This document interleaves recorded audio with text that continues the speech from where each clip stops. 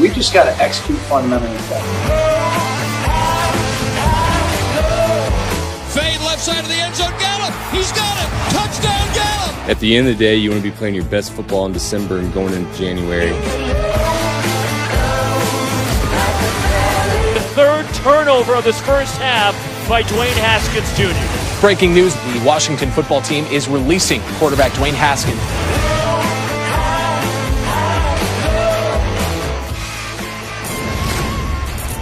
Three teams are alive to win the NFC East in Week 17. Washington's scenario is the easiest. If they beat the Eagles in Philadelphia, they win the division.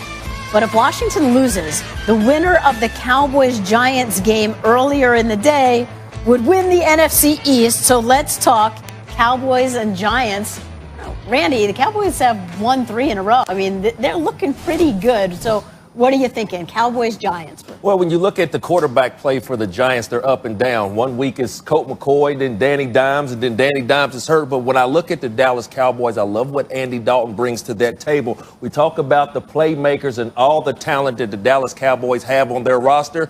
Yesterday, Andy Dalton showed it, and he rolled it out there. And there's one particular guy, right here we're showing Zeke, but there's one particular, when you see the plays that him and Gallup was able to make, and I know they have, Cooper, and they got some playmakers out there, but when you look at the plays that Gallup was able to make with him and Andy Dalton, as you see those big plays right there, and then him being able to put it in the end zone, I thought was the biggest difference yesterday going against those Eagles. Yeah, listen, the Cowboys put themselves in a position that if Washington can't get it done and they can beat the Giants and they can get into the playoffs, I think at the end of the day, though, Washington, as long as Alex Smith, as long as that calf is healthy and Alex Smith is able to step on the field and quarterback the Washington football team, I just think that with that offense coupled with that defensive line, I think Washington is currently in the best position if Alex Smith is healthy to win the East. Because the defense is so good. Yeah, exactly. That they just need the quarterback not to make mistakes. Exactly. Yes. And Alex Smith is smart enough not to do that and to play good, managed football. But I will say this, the Dallas Cowboys are playing like a playoff team right now. 3 straight games where they've scored over 30 points a game look like a playoff team right now. We'll see whether it's enough. If the Cowboys win earlier in the day, then they'll be watching with the rest of us, and they'll be rooting for the Eagles, although the Eagles are eliminated. But Doug Peterson said today he believes his future is with the team. Do you believe that, too? Well, look, here's the situation. Whenever a team disappoints, like the Eagles did, I think there are always teams that consider changes. And so when you sit down, you always start with the quarterback and the coach.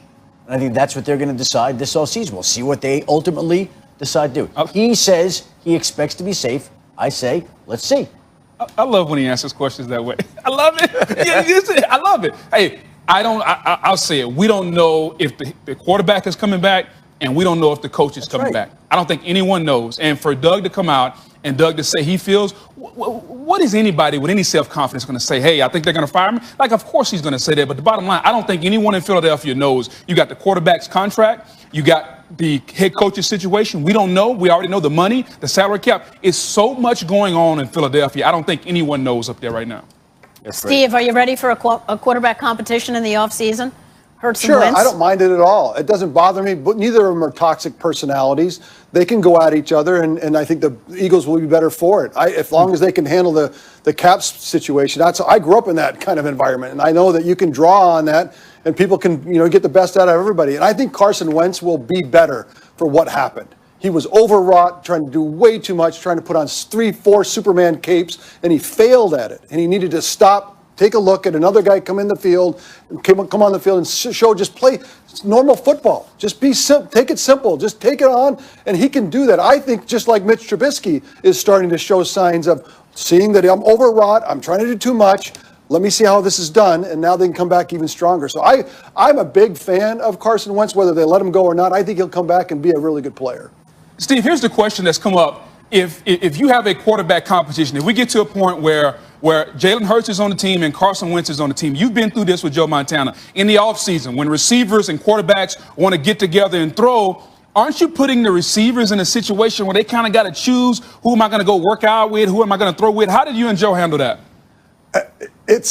I'll call creative tension. It is. It is, and I mean that because if you have a toxic personality or a personality that's not going to kind of play along with it in a kind of big picture, it can be a real problem. And you got to end it. But both guys, it can be a tension that's creative, and they can kind of compete and see, can you come and work out with me? And you can. It's like it's not the end of the world. People really kind of, especially coaches or players, tend to avoid these situations. Just declare somebody, and maybe because I was born in this system, I think with two players, this kind of personalities, you can get the best out of both of them, and the team is the one that benefits. Okay, we'll leave it there. In the meantime, the NFL wants every game to count. Game 256, Sunday night. It's amazing how that happened. For all the marbles, Washington at Philly. Coming up here on Monday Night Countdown, we crack open Boomer's vault, see the top performances from Week 16. Alvin Kamara's 6 touchdowns on Christmas Day isn't number one. Stay tuned to find out what is. Plus, you got Moss. We show you the best catches from all around the globe. Patrick Mahomes has a funny feeling he'll end up on the segment. I told Sammy before the play, it's 4th down, you got to throw it even if I'm covered. He had the leverage on me, and I'm probably going to be on You Got Moss on Monday, so I'm looking forward to that. Down. I think when his pockets got full, it's hard to run fast when your pockets are full, Sam. Oh, no. Clutch, 4th quarter, 25 seconds left, punches the ball out. And you're going to go act like this? He needs to grow up, and he needs to grow up in a hurry. Great catch, young men. They got more. Start your Sunday with us, live from New York at 10 a.m. Eastern on ESPN. Getting set for Monday Night Football, Josh Allen and the Bills enjoyed their AFC East hats and shirts for a bit. Division winners for the first time since 1995, but their mantra, won, not done. For Sean McDermott's team, that was monumental, but not the end goal.